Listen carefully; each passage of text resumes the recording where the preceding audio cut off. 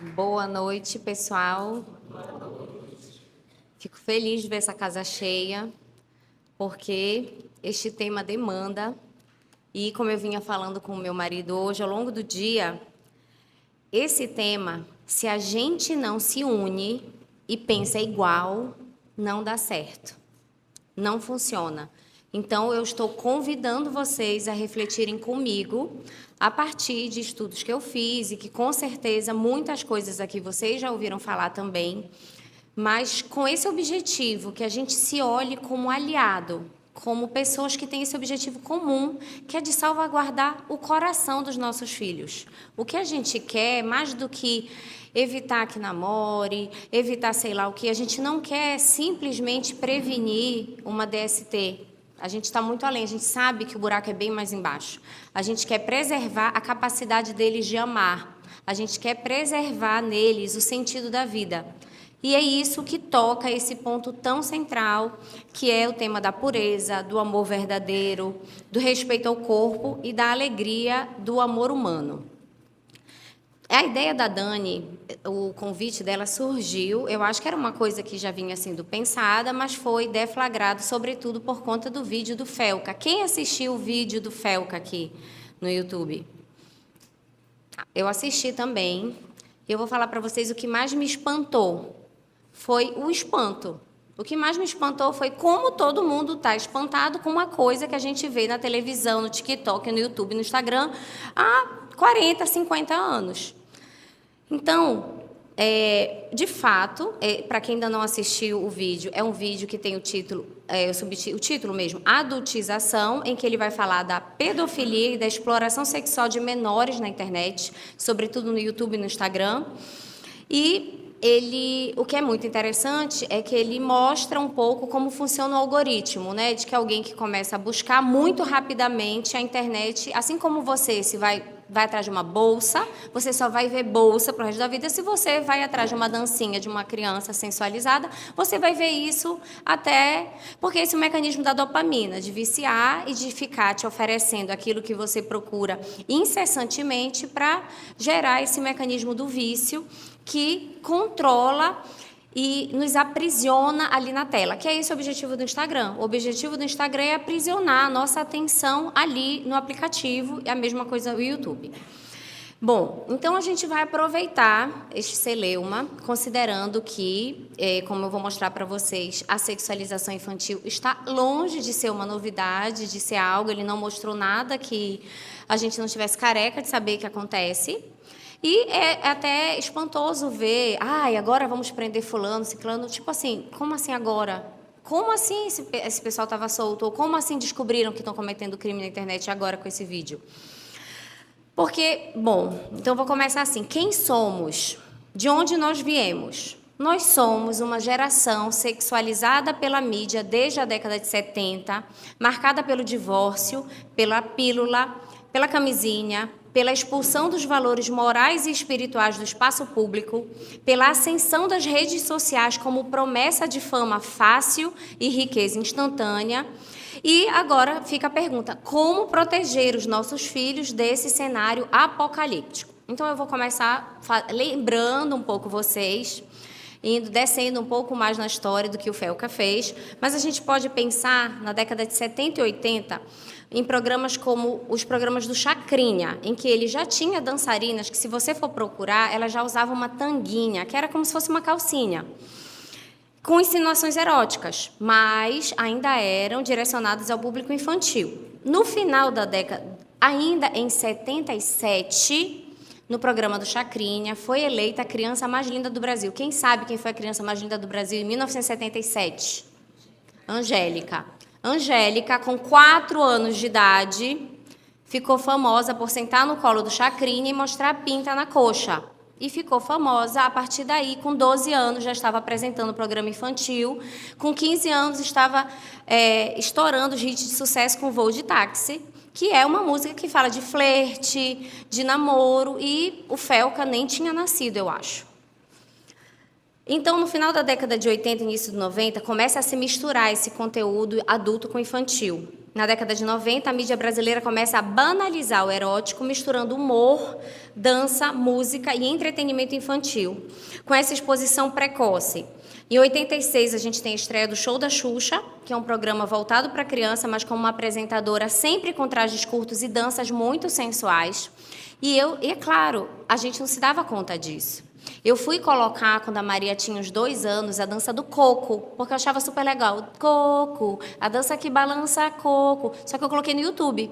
Quando eu vi o vídeo daquela dança, eu fiquei chocada. Eu falei, meu Deus do céu. É claro que com 12 anos eu estava namorando. É claro que com 13 anos eu ia sozinha para o cinema com meu namorado. Porque com 8 anos de idade eu estava dançando coco. O meu corpo estava requebrando e estava se sensualizando. Né? Então, outra coisa, a MTV no Brasil, que na década de 90 em diante, trouxe a cultura do videoclipe, que não era uma cultura que a gente tinha e que se tornou muito mais ousada do que o público brasileiro estava acostumado, que era um público muito sensual, muito que tem essa história da pouca roupa, mas juntou com um conteúdo sexual muito explícito com a MTV, que deixou tudo muito cool, porque era muito legal assistir a MTV, estar por dentro de tudo e dançar aquelas músicas. Além disso, o que a gente tem? As novelas, que cada vez mais incorporavam nas tramas relacionamentos fugazes e erotizados, com cenas sensuais em horário de ampla audiência. Quem não lembra da Babalu, daquela outra que apagava o quadro da escolinha do professor Raimundo, 5 horas da tarde, rebolando e mostrando a bunda? Axé e pagode, nem se fala, né? O tchan, gera samba, boquinha da garrafa, músicas de ritmo alegre, voltadas ao grande público, mas com letras de duplo sentido e coreografias explícitas. E o que tinha domingo no programa do Gugu? Banheira do Gugu e também competição de qual era a criança que melhor rebolava na boquinha da garrafa. Eu vi competição do Gugu com um monte de criança dançando. Depois a gente tem também Mamonas Assassinas, em que a erotização aparece numa forma de humor escrachado e paródia, que aí eu acho que foi uma coisa que pegou muitos meninos, porque a dança era uma coisa que colocava muito a menina ali exposta, mas a sexualização do Mamonas Assassinas foi uma coisa que atacou muito o universo dos moleques, dos meninos, que era um grupo que fazia piadas de conotação sexual explícita, mas que eram embaladas nessa linguagem cômica, o que facilitava a sua difusão. Mas, assim, falava de suruba. As letras são assim, assustadoras. Então, eu achei que o que o Felca mostrou foi fichinha perto da minha infância. Paralelamente a isso, o que a gente tem? A gente tem a desestruturação das famílias. Então, nós temos aqui 2 fatores culturais comuns: a sexualização infantil na mídia e o aumento dos divórcios, que são sintomas de um mesmo processo cultural de mudança nos valores familiares e sexuais. Em 1977, o divórcio foi liberado no Brasil, se tornou legal, antes ele era ilegal. E entre 89 e 97, ele se tornou cada vez mais acessível. Então, a cultura do divórcio ela se disseminou na sociedade, que passou por um processo de maior liberalização sexual, com o fim da ditadura, com maior circulação do conteúdo midiático estrangeiro e uma hipervalorização da autonomia individual, que vem muito acompanhada do divórcio, da difusão dos anticoncepcionais, porque a compreensão de felicidade, de destino, de família é muito individualizada. Então, eu vou decidir o que é melhor para mim, o que importa é ser feliz e eu vou atrás da minha felicidade.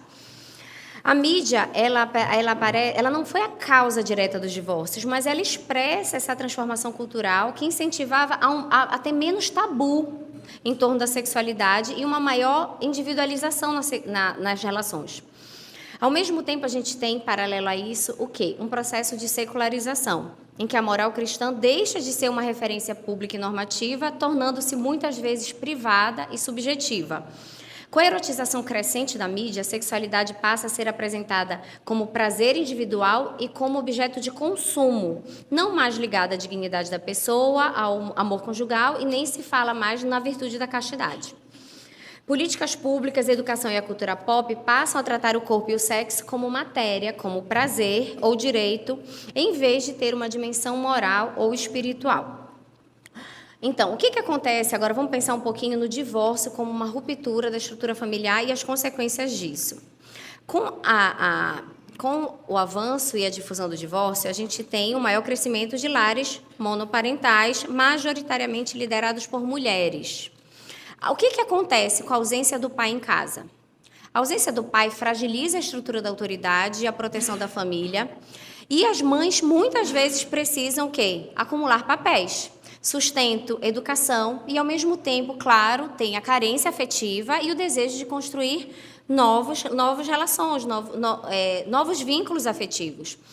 Isso abre espaço para essa mesma mídia que a gente está falando se tornar a babá eletrônica das crianças, sem filtro do que era ou não adequado e sem formação, gente, porque é uma geração de pais que não teve formação. Os meus pais, quando veem que a gente tem formação, que a gente lê sobre isso e aquilo, isso não entrou no universo deles. Os meus pais são da área da saúde mental e não tiveram esse tipo de formação. Tiveram a formação do ponto de vista das doenças, das patologias, dos sintomas, mas da formação, do que a cultura pode fazer para cuidar da humanidade, não tiveram. A geração dos nossos pais não teve isso. E foram filhos de pais autoritários, dentro de um contexto da ditadura, que entendiam que a liberdade individual era o grande valor a ser preservado, a ser buscado, a ser conquistado. Então, com isso, houve uma perda de vínculo e de conexão com os filhos.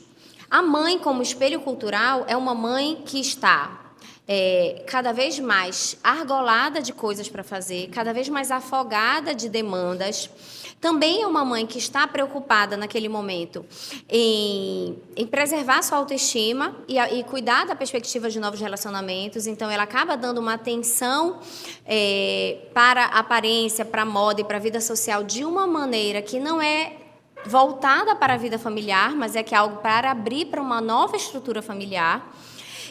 E essa mudança comportamental da mulher, ela foi refletida e reforçada pela mídia, por programas de TV, novelas e músicas, que reforçam esse modelo de mulher sensualizada, independente, empoderada, que dá conta de tudo sozinha, que tem namorado.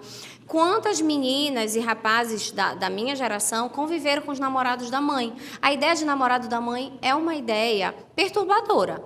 Não estou dizendo que ela vai ser necessariamente deletéria, não estou falando que o parceiro ele vai ser um abusador, não. Mas ela é uma ideia perturbadora, porque é um outro homem que entra naquele ambiente doméstico, de intimidade, de convívio, e é uma figura que não é o meu pai, que é uma figura que tem um papel erótico na vida da minha mãe. Então, chama a atenção para um lado da maternidade, que não é como a estrutura familiar funcional da melhor forma, tá? Que a gente está falando da estrutura, funciona. Então, a criança cresceu vendo a mãe se adaptar a esse padrão midiático e, ao mesmo tempo, consumindo diretamente conteúdos eróticos apresentados como divertidos ou inofensivos.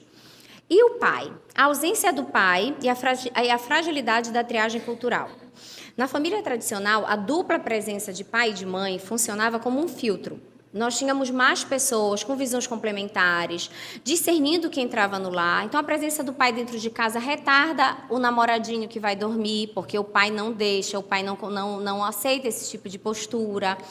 Não tem esse outro homem que está dentro de casa, que está tendo... As meninas, muitas vezes, viam a mãe comprar anticoncepcional e ela tinha um namorado.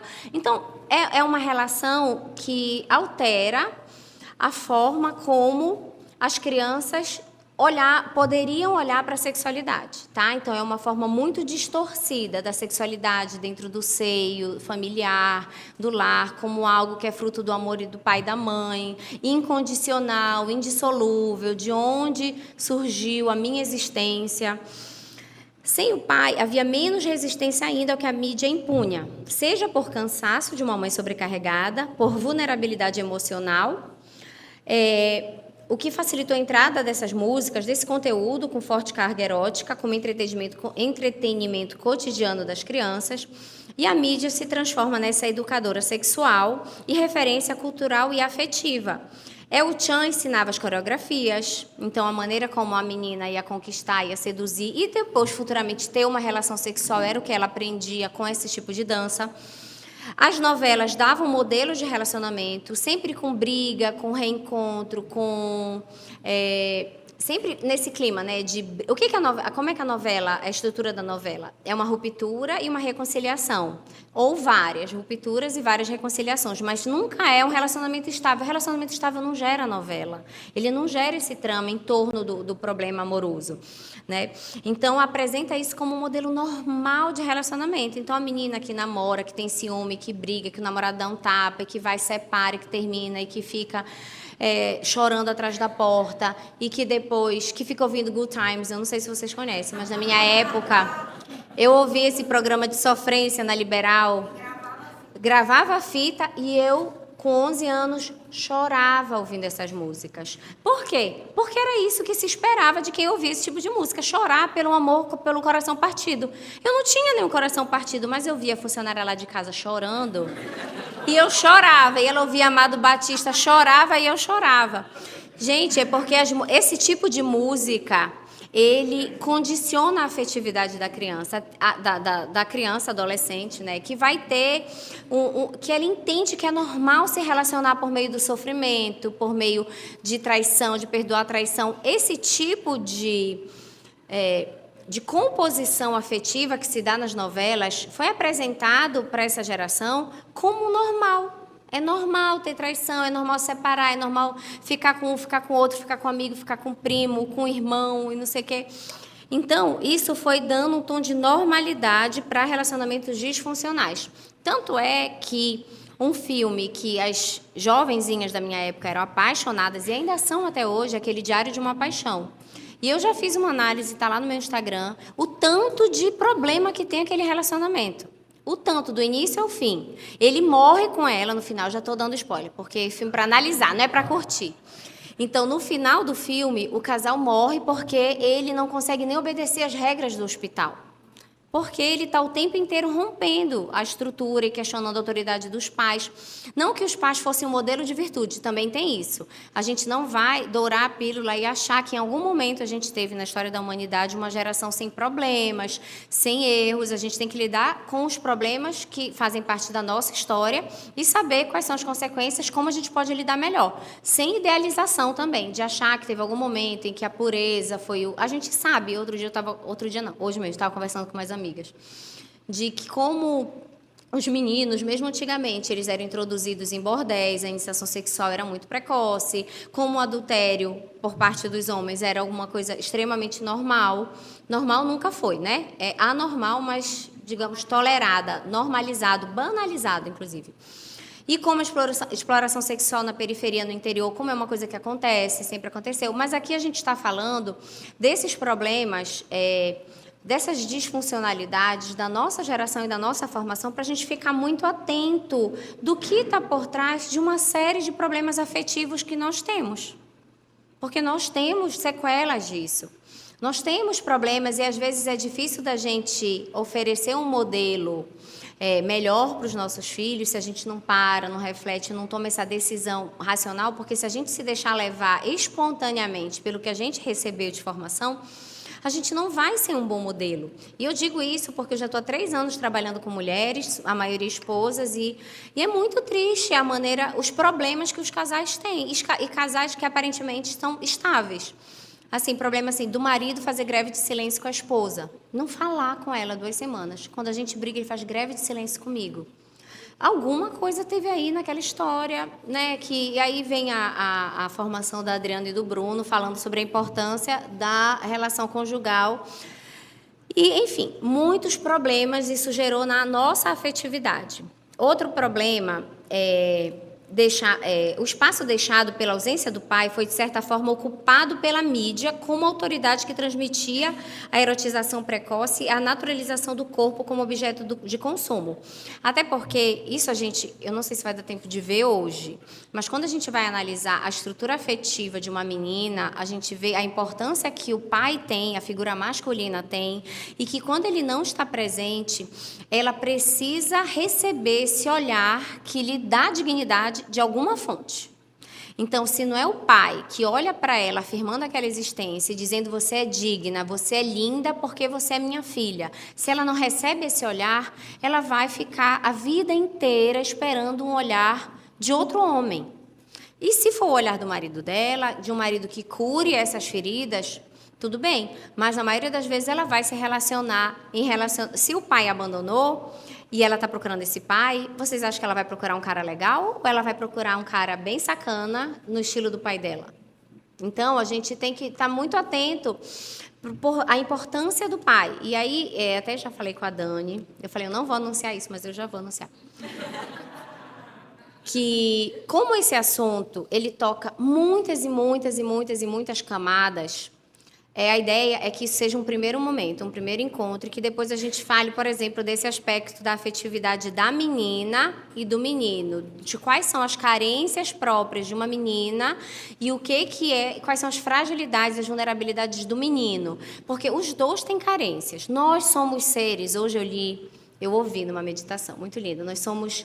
Peraí, eu vou achar a expressão, porque é tão bonita. Deixa eu achar que está aqui pela frente. Nós somos seres que temos uma profunda, assim, de uma indigência amorosa. Nós somos indigentes de amor.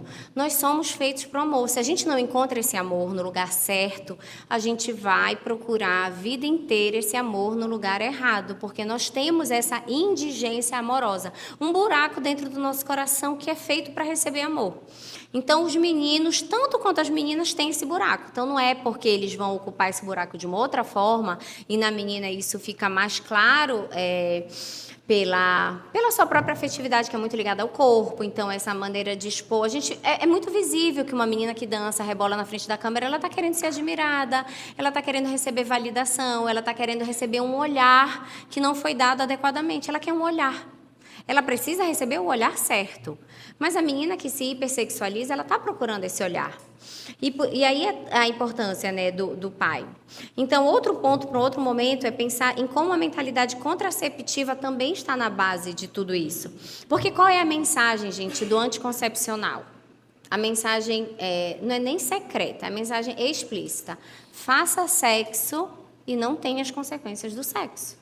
É isso. Se você está dizendo que a pessoa ela pode usufruir daquilo sem ter as consequências naturais disso, abrindo mão das consequências disso, qual é a finalidade do sexo? O prazer.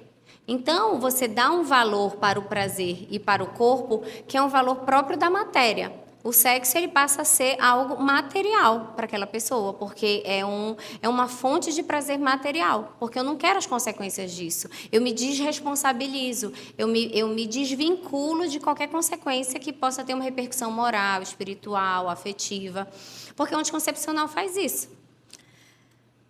A gente pode aprofundar isso em outro momento, né? Então, o sexo pode ser feito sem consequências, com mentalidade adolescencial, porque é assim que o adolescente pensa. E aí... para a gente pensando um pouquinho o que é o adolescente. O adolescente é uma bomba de emoção que não tem repertório de consequência na vida. Não adianta você falar para o adolescente que vai dar errado, porque ele acha que não vai dar errado. Porque na vida dele nunca deu errado de verdade. Porque quando dá errado, o papai e a mamãe correm, ele não pode nem ser preso de verdade. Então, ele é uma pessoa que tem muitas emoções e que precisa direcionar essa emoção e, sim, tem um limite no seu poder de ação, porque ele não sabe escolher ainda bem, ele não sabe escolher o correto para ele. E ele não tem um repertório da vida que diga assim, eu não vou fazer isso porque isso vai deixar um vazio no meu coração. Ele vai fazer um monte de besteira. Porque, vocês não lembram como quando vocês eram adolescentes? Eu me lembro claramente, não adiantava, a mamãe morria de falar. Não queria nem saber. Depois ficava vazio no meu coração? Ficava vazio no meu coração. Mas até eu me calejar de sofrimento, eu não aprendi. Então, adianta só conversar para determinadas coisas? Não adianta. A gente vai ter que ter uma postura um pouco mais incisiva, porque a gente tem o dever de proteger nossos filhos de certos sofrimentos que são desproporcionais àquilo que a idade é capaz de suportar. A gente deve impedir que eles tenham todas as consequências e repercussões da vida? Não. Tem consequências, a criança não estudou, o adolescente não estudou, ele vai tirar nota baixa. Por favor, não venham pedir ponto para professor ou para o menino passar. Menino tirou nota baixa, ele vai ficar com nota baixa. Vai ser uma consequência do ato dele. Agora, precisa você liberar, você já conversou, você você sabe que não é legal, mas aí você vai deixar a menina ir de carro à noite para o cinema com o namorado, para depois você descobrir que ela teve uma relação sexual e que ela, por isso, não pode terminar com ele, porque se ela terminar, ela vai morrer, e aí ela tenta suicídio, aí ela se corta, e ela fica desesperada porque vai acabar a vida dela, porque tudo que ela tinha, ela deu, sobretudo se ela sabe que o valor que tem a castidade, a pureza e a virgindade para a família de vocês, aí ela faz uma coisa dessa, já era. Esse sofrimento já foi, ela vai passar por isso e é muito ruim. Ela precisa passar por isso com 16 anos, 17 anos? Não precisa. Tá? Eu me antecipei. Então, hoje nós estamos... O que aconteceu? Então, a gente tem todo esse histórico que gerou um escalonamento. Então, a gente escalou, foi subindo nos degraus dessa erotização e estamos diante de uma cultura hipersexualizada. Qual é o omnia in bono? Tudo concorre para o bem dos que amam a Cristo. Qual é o lado bom? Nós aqui nos espertamos para isso. A gente não quer isso para os nossos filhos. Se vocês quisessem isso para o filho de vocês, vocês não estavam com os filhos estando no Mirante. Eu tenho certeza que, sei lá, mais de 50% da decisão de colocar o filho no Mirante é para proteger a pureza dos filhos, porque a gente sabe que aqui eles vão estar protegidos. Então, mais do que... Os fatores pedagógicos são importantes? São. Mas proteger a pureza, a infância, a inocência dos nossos filhos é mais importante. Foi por isso que vocês colocaram o filho de vocês aqui. E foi uma decisão muito acertada, porque o resto a gente corre atrás. Isso a gente não corre atrás. Isso gera prejuízos severos para o resto da vida, para todos os seres humanos. Então, o que nós temos hoje, né? A cultura do TikTok, as séries e as novelas... Mais do que normalizar a pornografia, agora já entra nessa questão mais grave ainda, que é, se eu sou dona do meu próprio corpo e o que eu sinto é o que prevalece, eu sou o que eu digo que eu sou. E aí vem a ideologia de gênero, a desumanização, que a pessoa, se falar que ela é um cachorro, ela pode ser um cachorro e você tem que respeitar. Por isso que me espantou tanto essa questão do Felca ter dado repercussão. Porque se esse monte de adolescente falar, mas eu me sinto bem assim... A base do direito não é hoje em dia a afetividade, se eles se sentem bem. Então, qual é? Vocês percebem que a gente está a um passo disso não ser mais um problema. A gente está a um passo do cenário jurídico considerar esse tipo de sexualização um direito. A gente está a um passo disso, porque há 10 anos, se alguém falasse que uma pessoa de 14, 15 anos, eu não sei como está a regulamentação disso aqui no Brasil, mas eu vejo a filha da Angelina Jolie, que eu nem sei se é menina ou menino, mas... se transformou completamente na pessoa, no sexo que ela considera que ela tem. Então, coisas que para a gente pareciam absurdas, inaceitáveis, inacreditáveis que uma criança possa fazer isso, a gente vê crianças fazendo. Parece que aqui no Brasil ainda não é permitido, até 18 anos, tomar medicação, não é isso? Caiu essa lei? O Hospital de Clínicas de São Paulo, com 12 anos pode. Então, gente, percebam. Se um bom advogado pega essa tese e diz assim, se o menino com 12 anos pode achar que é menina, por que o menino com 12 anos não pode escolher viver sua vida sexual? Qual é o fundamento disso? É esse que é o problema. O problema é que se a gente não chegar no fundamento e não entender a dignidade do corpo humano, todas essas perguntas vão ficar irrespondidas. E quando os nossos filhos vierem fazer aquela sabatina para a gente não vai saber responder. Tá. Qual é o problema da iniciação sexual precoce e seus efeitos? Ou seja, por que é tão ruim? Eu vou começar falando uma coisa que eu sei que não vai ter nenhum... Assim, que todo mundo vai concordar. Isso é um pouco retórico, eu sei que vocês vão concordar com tudo, porque eu estou pescando no aquário, mas vamos lá. Então, do ponto de vista físico, eu tenho várias pesquisas aqui, eu tenho um documento com artigos científicos brasileiros e internacionais, eu posso passar para a Dani, que eu não consegui organizar esse material ainda para dar para vocês. Mas eu vou organizar e passo, se vocês quiserem estudar, se aprofundar nisso. Então, do ponto de vista corporal e psíquico, qual é o problema? O cérebro adolescente ele ainda está em plena formação, especialmente a região do córtex pré-frontal. Então, o nosso grande vilão dos nossos filhos adolescentes ali é o córtex pré-frontal. Por quê? Porque o córtex pré-frontal ele é responsável pelo controle das emoções. Então, é ele que faz... que toma as decisões e que inibe os impulsos. Se o cérebro ainda não está bem formado, vocês acham que essa pessoa vai conseguir, e ele está recebendo uma enxurrada de hormônio, precisa de afirmação, precisa de amor. Essa criança, adolescente, numa situação de extrema tentação, ela vai conseguir controlar o impulso. Se um adulto não consegue controlar o impulso sexual, se ele não se preservar, se ele se colocar em situação de risco, ele vai cair em tentação. Jesus disse, né, que negócio do olho, quem tiver um olho pecando, melhor tirar o olho, tirar a mão, não sei o quê. Ele não falou para criança e adolescente isso, ele falou para adulto.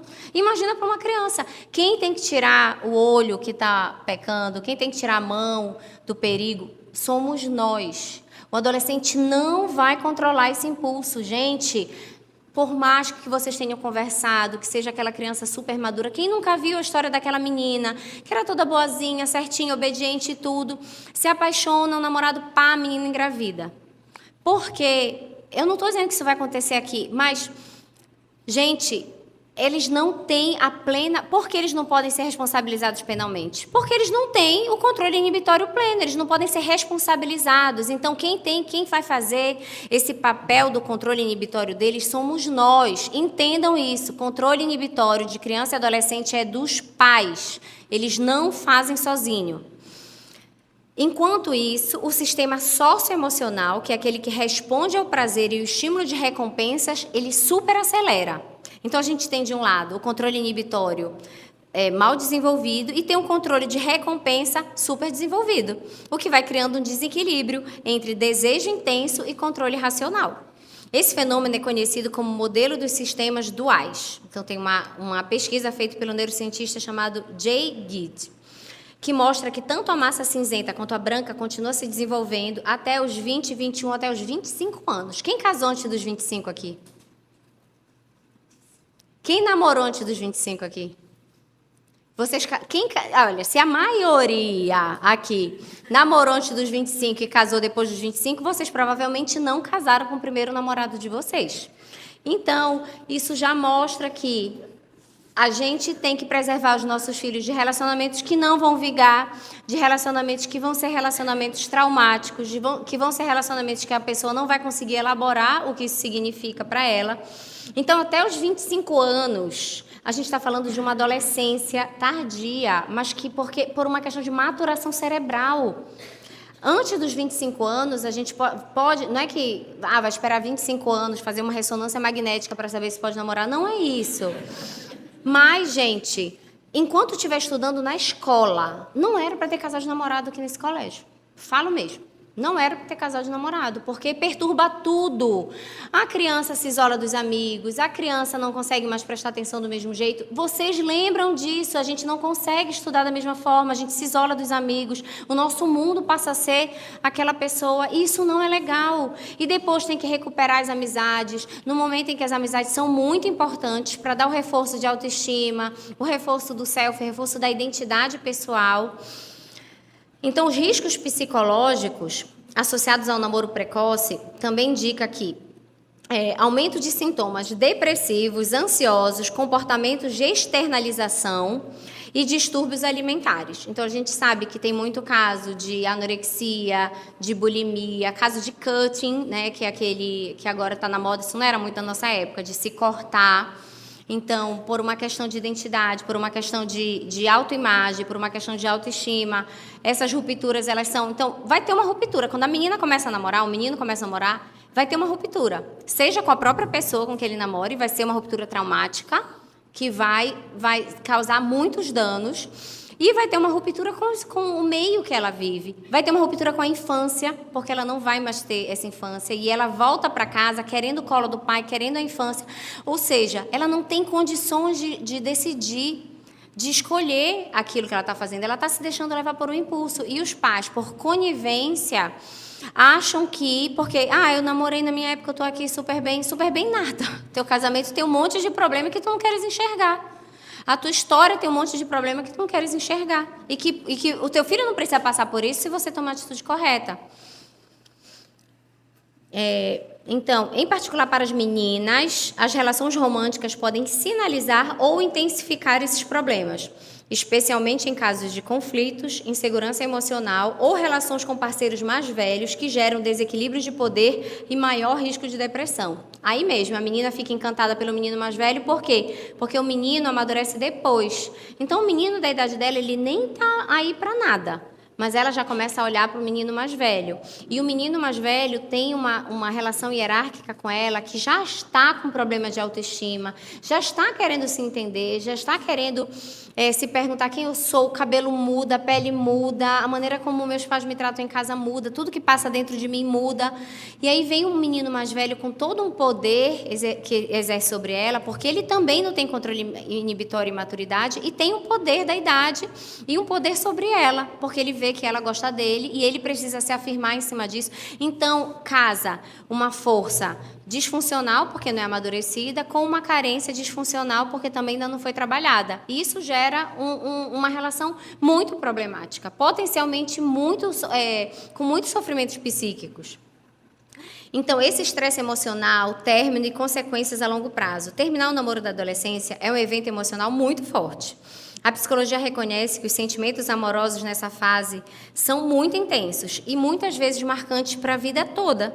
Para alguns, isso pode gerar ciclos de sofrimento que impactam a autoestima e deixam marcas emocionais para a vida inteira. Os estudos longitudinais também mostram que a depressão na adolescência aumenta o risco de depressão adulta, além de maior risco de outras patologias, como ansiedade, tendências suicidas, compulsões, neuroses em geral, né?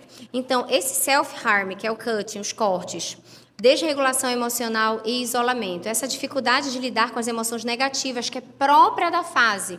Quem vai ajudar eles a lidar com essas emoções negativas, com essa impulsividade, com essa oscilação de humor, somos nós, porque nós temos por eles um amor incondicional e que eles precisam receber de nós. E temos também a maturidade que o moleque que está namorando com ela ou a moleca que está namorando com ele não tem. Então, a gente... Obrigada. Então,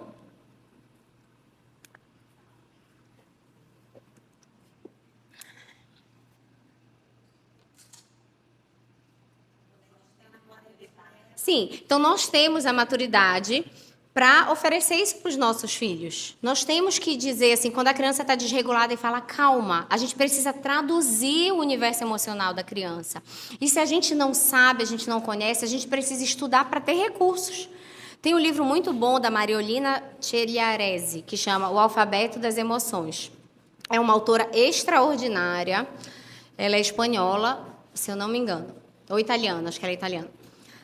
E ela fala sobre os nossos sentimentos, sobre os afetos. A gente tem que saber identificar o que é raiva, a gente tem que saber identificar o que é ciúme, o que é vergonha, o que é medo, o que é ansiedade, e dizer para os nossos filhos, primeiro se conectando. É muito bom que os nossos filhos saibam que a gente valoriza o que eles sentem, que a gente sabe que a gente já passou por isso, que o que eles sentem é normal, da natureza, da fase, sem que a gente fale assim, isso é porque é adolescente, assim mesmo. Não, fala assim, olha, quando eu tinha a tua idade, eu passava exatamente por isso. Mas sabe o que eu aprendi? Que isso é um ciúme que a gente não precisa ter, porque as amigas, elas podem ter várias amigas. Você não vê a mamãe, eu falo assim, né? Você não me vê? Eu tenho várias amigas e eu amo cada uma de um jeito.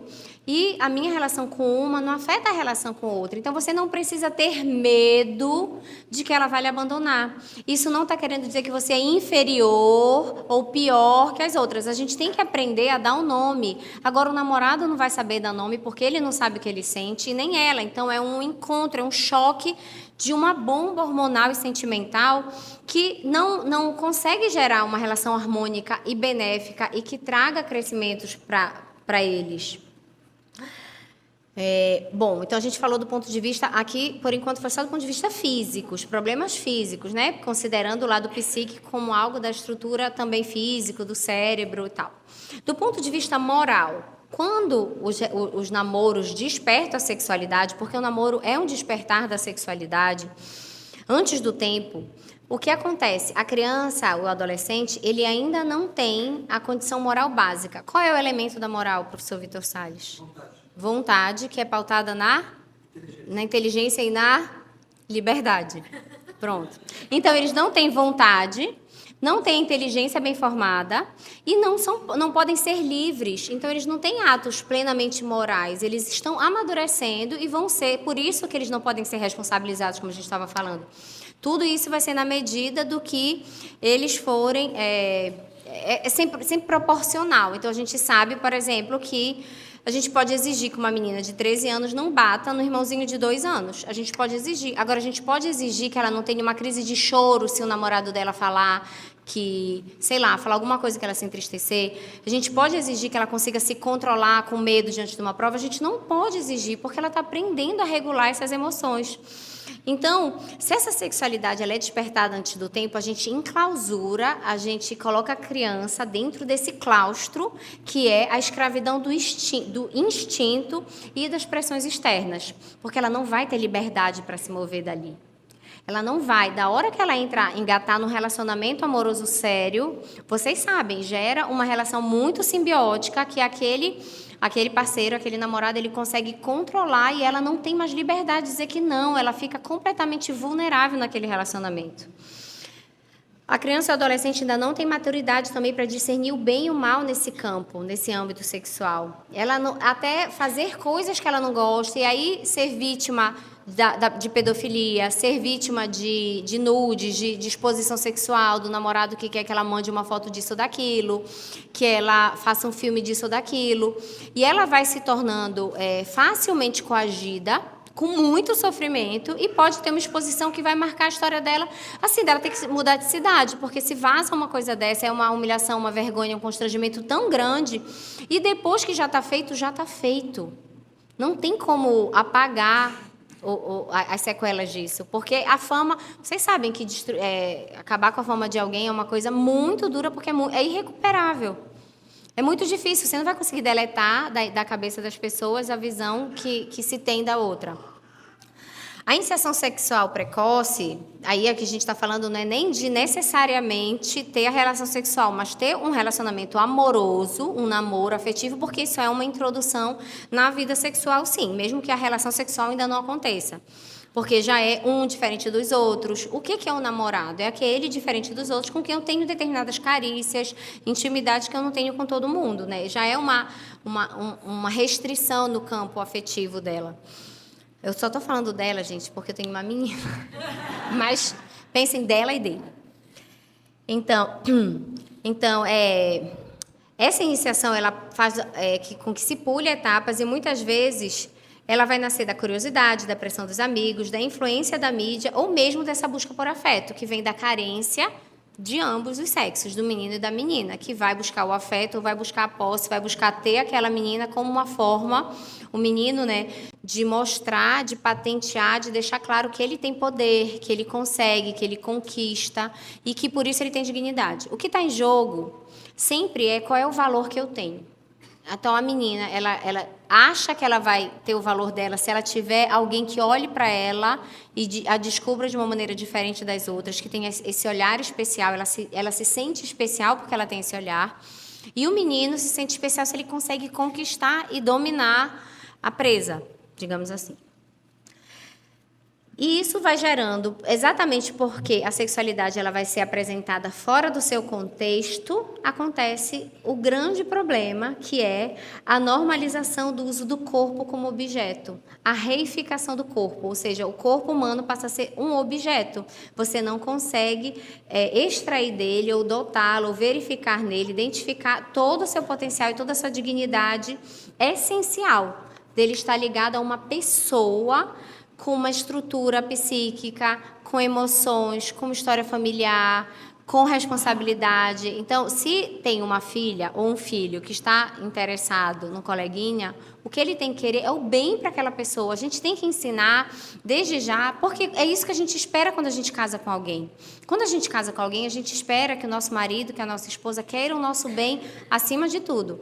Se o adolescente e a criança não consegue pensar isso, o que ela está usando aquele parceiro, aquele namoradinho, como objeto de prazer, como alguém que está em função das minhas carências, em função do meu desejo, em função da minha autoestima. Uma mensagem que a gente pode já dar para os nossos filhos é assim: se você quer o bem, se você gosta dele ou gosta dela de uma maneira especial, queira o bem profundo. E a melhor coisa para ele e para ela nesse momento não é namorar.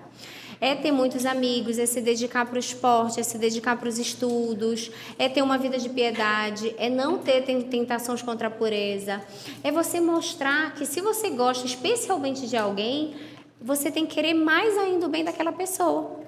E que você espera que o seu marido olhe para você no futuro dessa forma. E que você, inclusive, sacrificando o próprio desejo em prol da felicidade e do bem daquela pessoa. Do ponto de vista afetivo, retomando um pouquinho aquilo que a gente falava do aspecto físico, né? Então, o coração infantil, o adolescente, que deveria aprender a amar com calma, se torna ferido por experiências que deixam marcas de insegurança e desvalorização, o que gera ansiedade, depressão, compulsões, distúrbios psiquiátricos em geral, traumas.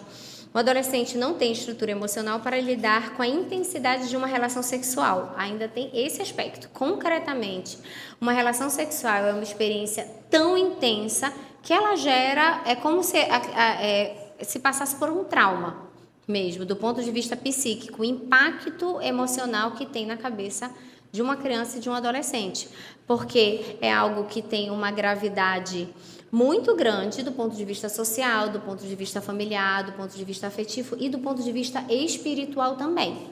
Então, é um baque muito grande para uma menina, para o menino, seus 14, 15, 16 anos, eu estou pensando por aí, mas a gente pode pensar desde os 9 até lá os 17, 18 anos, ter essa experiência sexual dentro de um contexto escolar, dentro de um contexto em que a família, vamos pensar assim, uma família que vai para a igreja e que aquela menina já vai se sentir impura, vai se sentir suja, a menina, o menino, que já não vai acompanhar os pais na fila da comunhão, ou que vai começar a falsear isso, e aí vai cometer sacrilégio por cima de sacrilégio, porque vai comungar, porque senão os pais vão perguntar o que está acontecendo. Então, isso gera um parafuso na cabeça da criança ou adolescente que, é claro que traz prejuízos em vários aspectos da vida. Ela não vai conseguir estudar direito, ela não consegue dormir direito, ela não consegue se relacionar direito, ela sente que ela está enganando você o tempo inteiro, que ela está mentindo para você. Além do que, esse tipo de relação gera, óbvio, uma dependência muito grande, uma dependência afetiva e uma dificuldade de construir vínculos saudáveis, justamente porque a pessoa não tem aquela liberdade de se relacionar e de impor os limites de uma relação saudável, porque ela está ali completamente presa nessa relação disfuncional que passa pela sexualidade, que tem uma potência muito grande, que não é à toa, que destrói lares, que causa guerras, que a relação sexual é a força que tem na vida humana mais potente, gente. É de onde nascem as vidas. O ser humano nasce disso. Então, prestem atenção o quanto isso é sério, o quanto isso não é banal.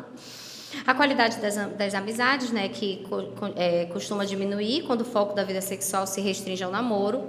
E do ponto de vista intelectual, o jovem começa a passar distraído, com a mente ocupada por estímulos sexuais, em vez de concentrar sua energia nos estudos, no crescimento, em descobertas saudáveis, nos esportes, na descoberta cultural.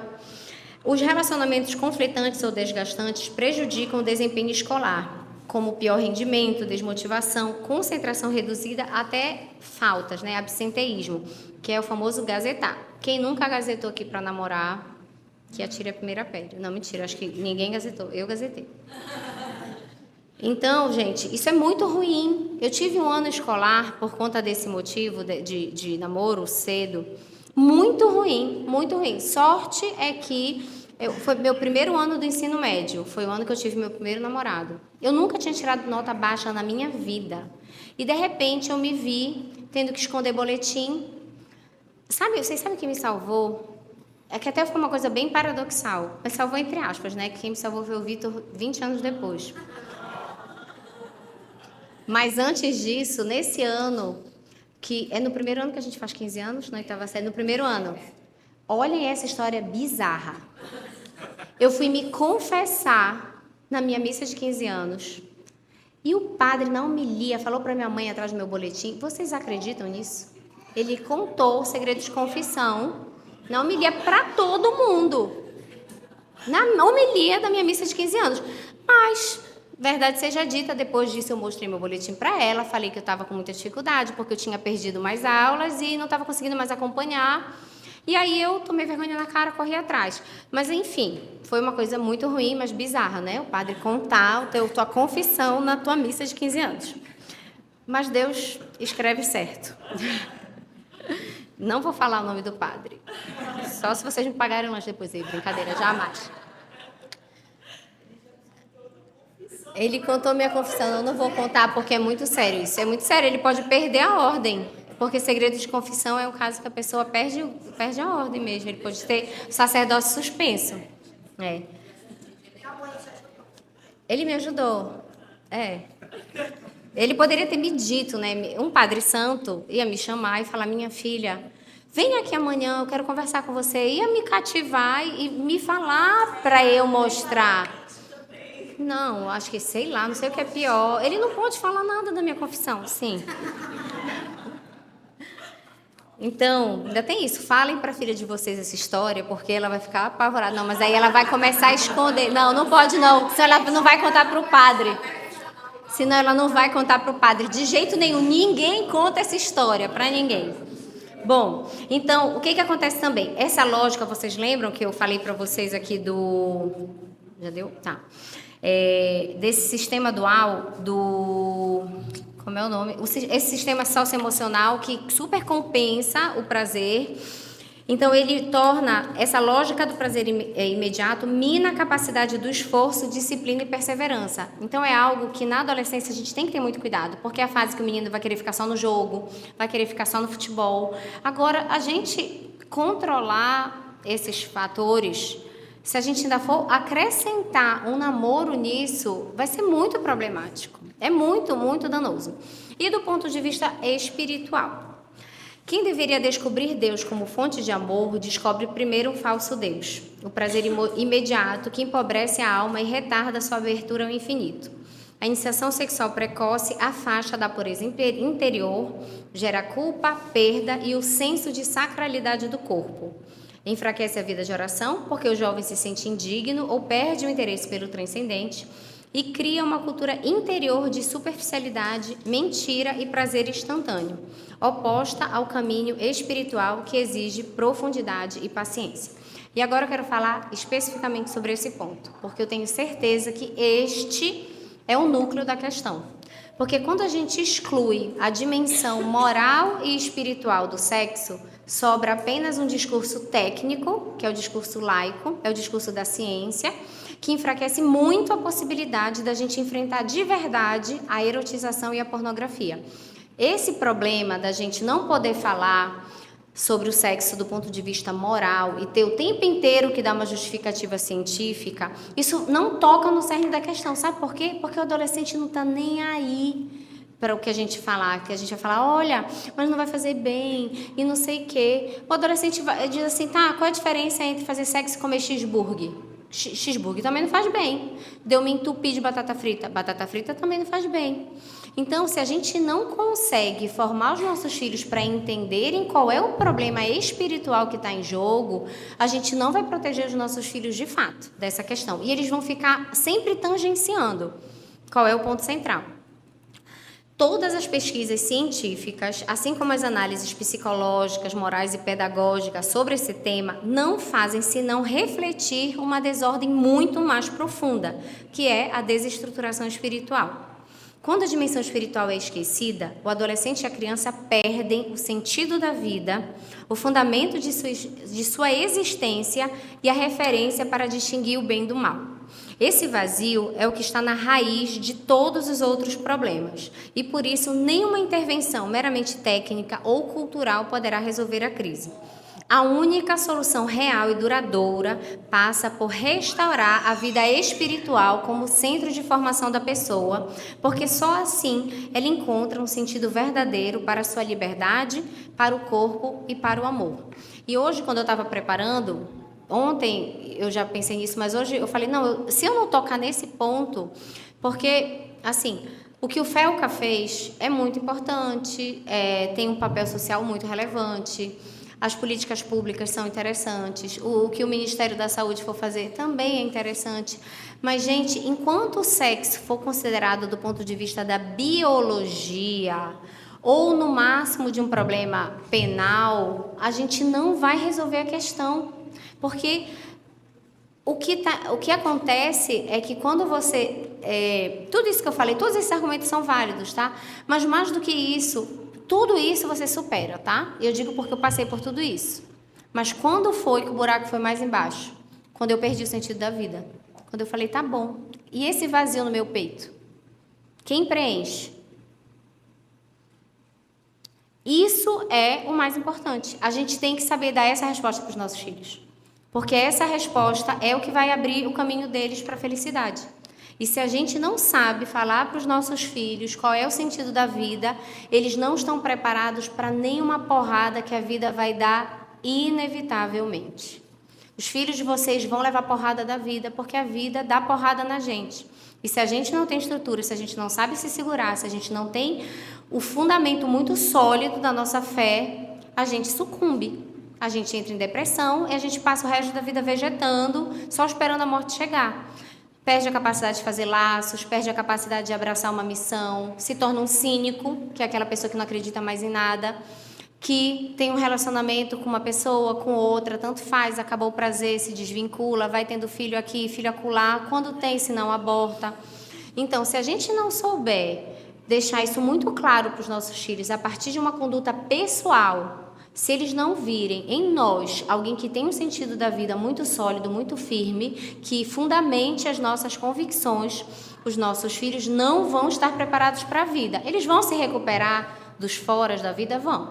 Vão se recuperar, se repetir de ano, não passar de vestibular, tudo isso que eu falei é importante. Mas eu tenho certeza que nada vai doer mais no peito de vocês se um filho de vocês olhar para vocês e falar assim, eu não sei por que eu vivo. Eu não sei para que viver. Para quê? Qual o sentido disso aqui? Não sei por que Deus me criou. Para quê? Então, isso é o que dói no peito de um pai. Porque a gente quer mostrar para os nossos filhos que a vida deles é a coisa que a gente mais ama incondicionalmente. E aqui a gente quer que eles saibam disso por si. Que a vida deles seja algo assim, que é para a gente tão valioso, que eles saibam que eles têm uma vida muito valiosa. Que é uma vida que vale todo o sangue de Cristo, que vale todo o nosso sangue, que a gente faria qualquer coisa pela vida e pela felicidade deles. E se a gente não tiver isso na ponta da língua, vivendo, porque não adianta também falar, você tem o sentido da vida é fazer a vontade de Deus, meu filho. Mas você não faz a vontade de Deus, você não se relaciona bem com o seu marido, você não faz o bem, você valoriza só coisas materiais, você não luta para crescer em virtudes, você não se envolve com ele a ponto dele perceber que ele é verdadeiramente o amor da sua vida, depois do seu marido, claro. Então, quando o sexo é reduzido à biologia ou a prazer, a gente permanece nesse âmbito muito próximo. Então, entre o sexo ser fonte de prazer, que a gente já concorda que a erotização mostra o sexo só como a coisificação, só como prazer. E a gente também... só que a gente, às vezes, quer reduzir o sexo só à biologia. Quando a gente fica muito focado nesses argumentos, você vai ter uma gravidez precoce, você vai pegar uma doença, use camisinha, toma anticoncepcional, cuidado. Então, se a gente não ultrapassa e não entende, porque mais do que a gente decorar o que a gente vai falar para os nossos filhos, é entender que o sexo não é só biologia. O sexo envolve toda a nossa estrutura de sermos pessoa, corpo, alma e espírito. A relação sexual, ela envolve toda a nossa dimensão, corpo, alma e espírito. O corpo, tá claro, a alma, porque mexe com as nossas emoções, querendo ou não. Então, a mulher mais empoderada que acha que vai conseguir dar... Vocês conhecem a Lara Nesteruk? Vocês sabem quem é? É uma influencer da internet. E que ela fala assim, ela é ateia, mas ela fala para as seguidoras dela, ela fala assim, olha, não vem me dizer que o sexo, que você consegue fazer o sexo casual, porque na hora que você tira a roupa para um homem, você fica esperando a ligação dele no dia seguinte. Não tem, a mulher ela se mexe emocionalmente. E o homem também. Para o homem tem outra dimensão, e a gente pode ver, porque o homem ele não tem essa relação com o corpo de uma maneira tão afetiva, as emoções não passam tanto pelo corpo quanto a mulher. O homem consegue ter um distanciamento um pouco maior, mas ainda assim tem um impacto afetivo, que ele pode até não perceber, não se dá conta, mas para a mulher é muito nítido. Agora, a dimensão espiritual, parece que a gente está totalmente esquecido dessa dimensão espiritual.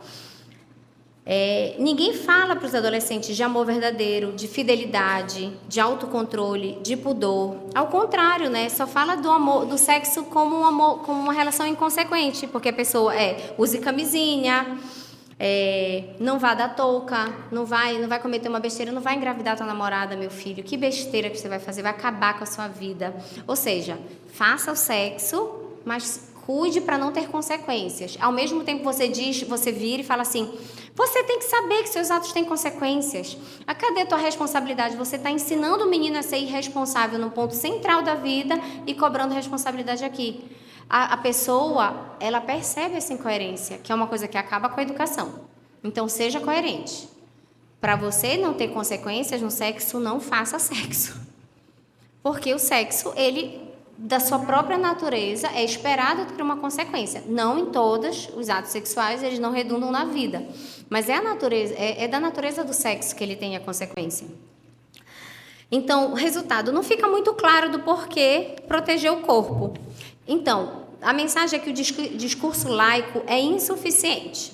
Isso foi uma coisa que a gente já chegou à conclusão, eu e meu marido, que esses argumentos que tocam nesse aspecto ético, no aspecto moral, se a gente sempre vai ter como é que a gente vai dizer? Uma porta que fica aberta, tem uma brecha. É um argumento que é fissurado, ele não é completo, ele não responde a todas as perguntas. E a gente vai esbarrar nesse aspecto. Eu acho que quando a gente pensa na ideologia de gênero, a gente pensa que é um caminho reto. Porque se o sexo é só o corpo, e eu digo que o meu corpo é isso, eu sou isso. Então, se o que determina é a minha individualidade, é o meu prazer, a maneira como eu penso, a maneira como eu sinto, se não tem um lastro real na realidade, uma objetividade, se o corpo não tem uma dignidade em si, o corpo é o que eu digo que é o corpo. Se eu não entendo o sexo como algo que envolve corpo, alma e espírito, eu não consigo enxergar que a pornografia, por exemplo, fere a dignidade do outro e a minha própria, porque eu não sei que a minha dignidade passa por aí. Ou melhor, eu acho que a minha dignidade, ela passa pelo meu valor material, passa pelo quanto eu sou bonita, pelo quanto eu sou atraente, pelo quanto de olhares eu atraio. Então a pornografia é maravilhosa, porque está todo mundo olhando, gera muito dinheiro. Qual é o problema da pornografia? Pornografia é engraçado, é divertido. A gente vai ver ali escondido, ninguém vai saber, todo mundo vai rir e fica todo mundo excitado com vontade de fazer. Então, esse discurso laico, ele sempre fica restrito a consequências externas, né? O vício faz mal, pode prejudicar o casamento, diminui a concentração dos estudos, foi tudo que eu falei. Tudo isso é verdade, mas não toca a raiz, que é a redução do ser humano a um objeto de consumo. Sem essa consciência muito bem formada, não se vai resolver os problemas que, historicamente, a exploração sexual dos menores na periferia, todos esses problemas que a gente veio falando aqui, não vou elencar tudo de novo. Da ideologia de gênero, eu já falei. Bom, então, o que é o sexo? O sexo não é só um instinto. O sexo é uma linguagem de amor, onde a pessoa se doa por inteiro e por onde se realiza a vida humana. Então, o sexo, ele é uma manifestação de um amor que é espiritual. O amor, ele é algo do espírito, por isso que o amor é eterno. Quando morre o corpo, permanece o espírito, e o amor é eterno. Por isso que das 3 virtudes cardeais, o amor não passará. E o sexo é uma expressão de amor por meio do corpo. O corpo transmite, veicula e vivencia uma experiência amorosa. E o amor é uma doação total, porque o amor, ele é o próprio Deus. E Deus, ele é na Santíssima Trindade, no seio da Santíssima Trindade, uma relação trinitária de entrega total. Então, quando você entrega só uma parte de si, você já não está fazendo amor. Pode falar que está fazendo amor, mas não está fazendo amor. Se tem camisinha, se tem DIU, se tem anticoncepcional, se tem coito interrompido, você não está fazendo amor, você está fazendo sexo. Porque o amor é uma doação integral. É uma doação de todo o seu ser. para outra pessoa que te recebe totalmente. E essa relação ela é tão completa, ela é tão perfeita que ela pode gerar uma outra pessoa. Por isso que o amor é o reflexo do amor de Deus. O amor humano, ele é o reflexo do amor de Deus. Aí vem a dignidade do amor. Por isso que é tão grave profanar a sexualidade humana, porque você está profanando algo que é efetivamente divino, é algo que está na base, no fundamento. Não é à toa que a vida, que a alma, ela surge nesse momento em que o homem e a mulher se entregam totalmente. É claro que Deus fez as leis da natureza de uma maneira que a natureza ela segue o seu curso, mesmo quando o homem livremente faz as coisas de uma maneira inadequada. Então, pode ser que uma criança nasça de uma relação sexual que não tenha amor? Pode, mas tem o amor por trás, porque o amor de Deus sempre é o fundamento. A vida daquela pessoa, mesmo que ela tenha sido gerada numa condição adversa, ela é a expressão do amor de Deus.